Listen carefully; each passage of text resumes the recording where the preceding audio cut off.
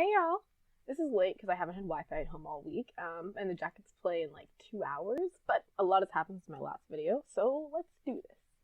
First of all, last video I said that the Bruins were coasting by with the third place Atlantic spot. What I unfortunately forgot was that for every mediocre game that the Bruins play, they also have the occasional blowout. Monday night was one of those.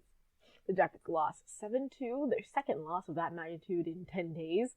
It was just a bad game. The guys left Bob out to dry. There was really no excuse for their play, especially since there wasn't a Christmas party hangover to blame this time. One thing of note during this game was that our wonder kid, Zach Werenski, looked a little lackluster, which was explained in the next day when they announced that he was injured day-to-day. At the time it was announced as a body injury. I think it's still technically undisclosed, but I've heard that's upper body and possibly even a shoulder.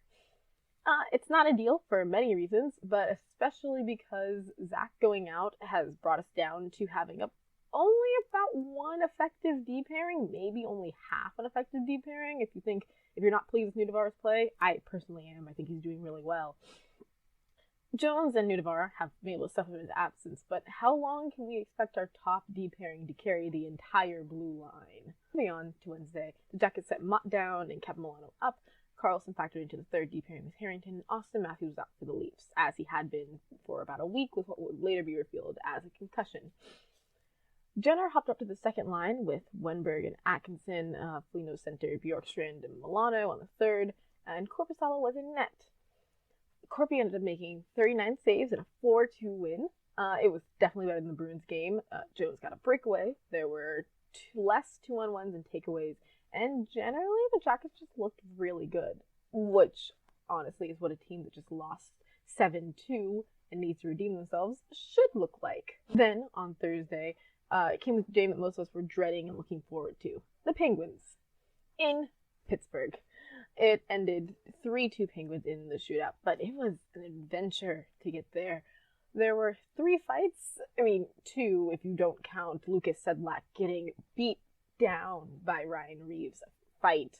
And they were initiated by Penguin star players Crosby and Malkin. Both were a little bit dirty, if you ask me. And, kind of unfair the way that the refs were calling it, but that's the Penguins for you.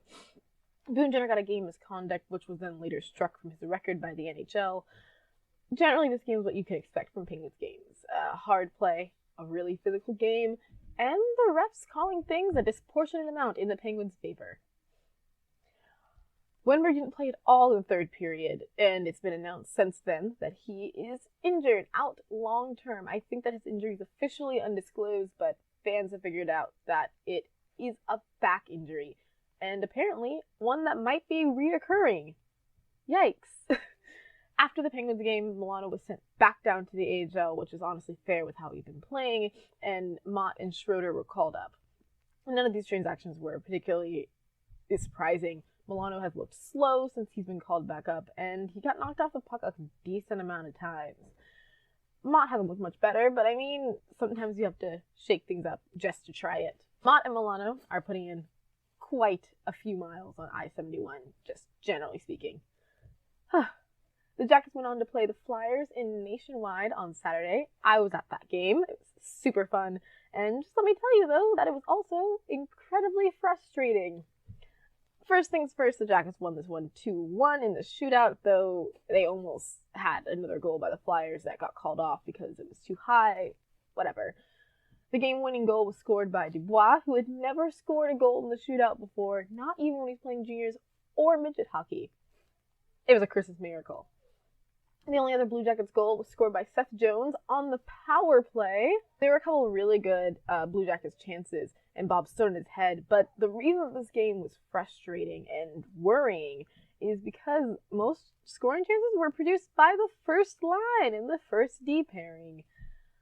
How long can we expect to just lean on them? Like, we already saw what happened when Dubois and Anderson and Panarin weren't all at their best with the Bruins, but nothing's really changed. Like, I know we can't panic trade for a center, but we have to do something, right?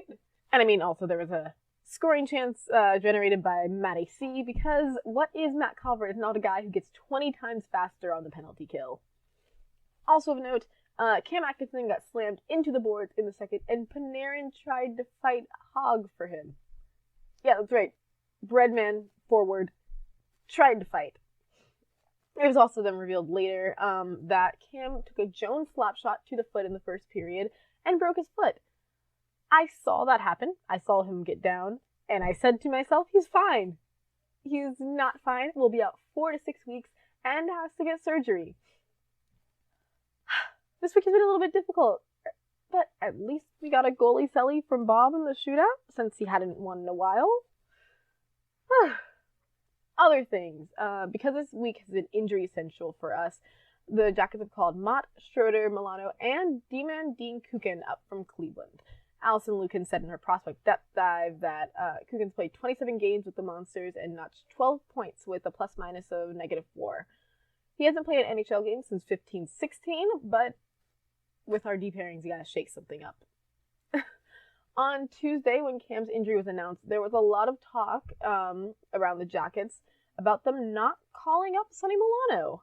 Bob McElligott even released an audio where Torts said that he still didn't trust Milano enough to give him the minutes that he would need to continue to improve. They ended up calling him up, which is exciting for him, but at the same time, even I, a known Sonny Milano fan, was in conversations about possibly trading him to give him a chance somewhere else. Keeping a player in the AHL when they're NHL ready just makes them slower, as we've seen with Milano, and stagnates their game.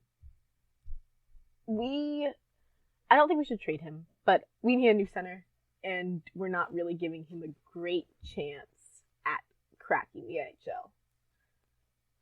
I wouldn't be surprised if something gives. It's just a really unfortunate situation for Milano, a really unfortunate situation for the club.